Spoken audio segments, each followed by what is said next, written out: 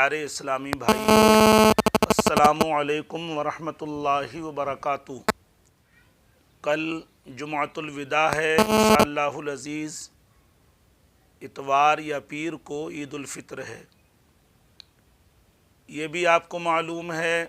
Lock down 4 لگا دیا گیا ہے۔ کہنے کے مطابق تمام مسلمانوں نے نماز پنجگانہ بھی اپنے گھروں میں ہی پڑھی ہے، شب برات شب قدر کی عبادتیں بھی گھروں میں ہی کی ہیں، کہیں قبرستان میں بھیڑ نہیں لگائی ہے، مسجدوں میں صرف چند ہی لوگوں نے نماز ادا کی ہے۔ اب مسلمان حضرات جمعۃ الوداع اور عید الفطر کو لے کر پریشان ہیں کہ اس میں کیا کرنا ہے، تو پریشان ہونے کی ضرورت نہیں۔ ہمارے مفتیان کرام جو بڑے بڑے دارالافتاء ہیں، وہاں کے ذمہ داروں نے یوٹیوب پر اور اپنے اپنے طور پر عوام سے اپیل کی ہے، وہی اپیل میں بھی کر رہا ہوں۔ اس علاقہ ایک ذمہ دار ہونے کے ناطے میرا بھی یہ فرض بنتا ہے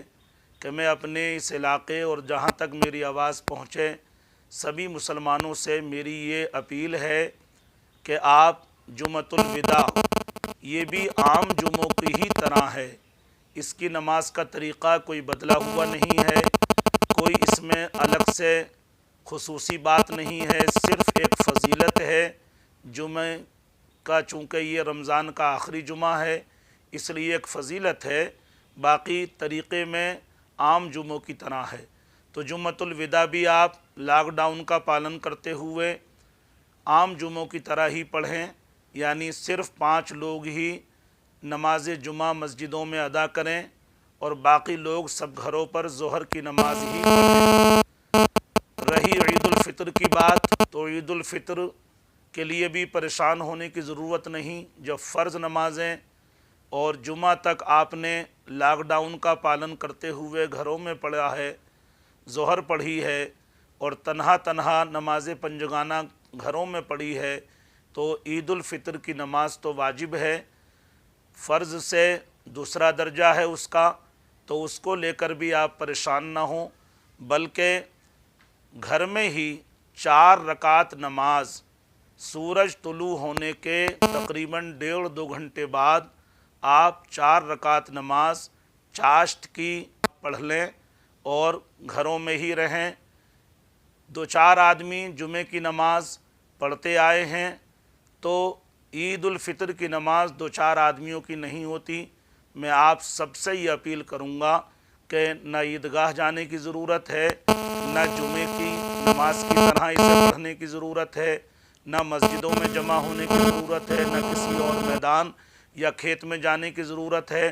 آپ جیسے پالن کرتے آئے ہیں، حکومت کا سہیوگ کرتے آئے ہیں، اسی طرح سے لاک ڈاؤن کا پالن کرتے ہوئے عید الفطر کی نماز کے بجائے چاشت کی نماز 4 رکعت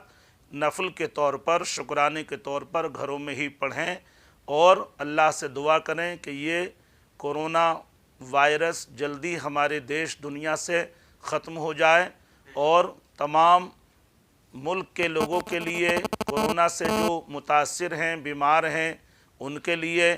اور جو لوگ اس میں مارے گئے ہیں ان کے گھر والوں کے لیے خاص طور پر دعا کریں، ان کو پھر سے اللہ تبارک و تعالیٰ کاروبار میں بحالی دے